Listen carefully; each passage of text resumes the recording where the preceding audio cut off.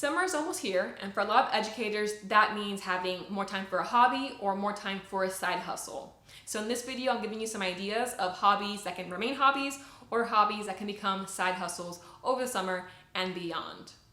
So hi there, I'm Erica from Ever Educating, and this channel is usually teaching tips, tools, ideas, and resources for new college instructors. So that's you. Go ahead and subscribe below, and I'll have some videos that are related to that below as well in case you want to check those out. But again, talking about hustles, talking about hobbies, what are some options here? And so first, of course, you might create a lot of materials for your students that can be applicable across different departments, across different schools, whatever the case may be. So Teachers Pay Teachers is a big website for this, of selling materials you curate. I never use it myself because it's more K through 12, but it is an option there as far as posting your materials online on that website, or maybe a blog that you start, or whatever the case may be. That can be one option there.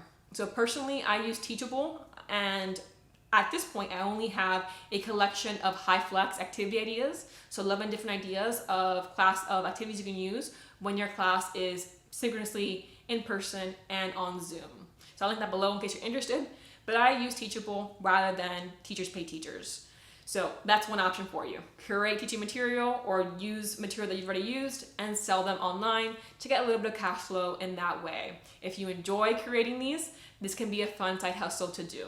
Of course, the content you create doesn't have to be related to teaching. So I like creating digital bullet journals or digital notebooks, and so I sell those on Teachable as well, right? So those aren't necessarily only for teachers, it's for anybody who's looking for a digital bullet journal.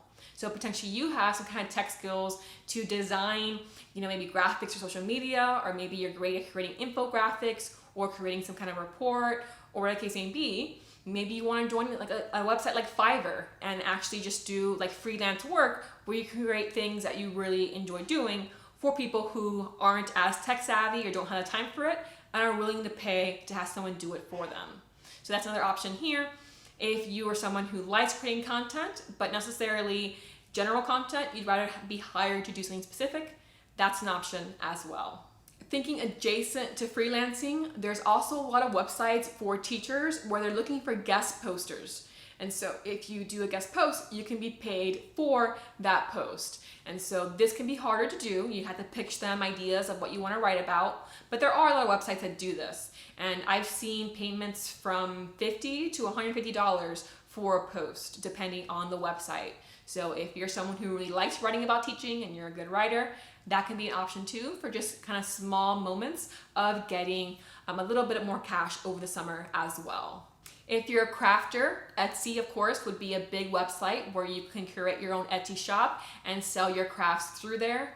This can be digital crafts or handmade crafts as well. Personally, my gift to myself when I finished my PhD was getting a Cricut maker. And so in that case, obviously I can make things and sell them on Etsy if I want to, or just use them for, as a fun hobby for things for my friends and family. So at this point, I haven't really used it yet. I'm putting it off until the summer so I don't get distracted from my grading. But Etsy shops, obviously, you see a lot of teachers do this if their idea for what they create is not teaching related. It's more, again, some kind of craft, some kind of DIY.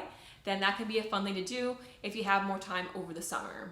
And especially if your projects are digital in nature, once you create one, right, and you post it on there, then it's obviously a much faster process versus doing something handmade that's physical and involves shipping and all that. It's a bit more of a process, but it can be great for getting side hustle money as well. There are more long-term ideas too, so creating a blog that eventually can be monetized, or creating a YouTube channel that can eventually be monetized are options as well. Of course, this isn't something that would happen and you'd be, making bank in the span of the summer. It's something that you would start and then continue on. But if you are interested in creating a blog or a YouTube channel, the summer can be a great time to get started because you have more time in your hands potentially when you're not teaching. And so it can be a great, this is the part of the year where I'm gonna get into designing my website, designing my YouTube channel, figuring out, how to create videos, figuring out my blog post schedule. It can be a great starting point in the year in case you want to turn that into a hobby or to make it into a side hustle later down the line. So these are ideas of hobbies that can be side hustles. It's not just side hustles in general, because of course in that case, you could teach online, for example, as a side hustle. This is more in case you just want to have some fun time to yourself. These are ideas for what you can be creating, but you can also sell them as well if you want to make it a source of income for you. So if you found this helpful, go ahead and click like below. And again, subscribe if you want future content on teaching tips, ideas, and resources.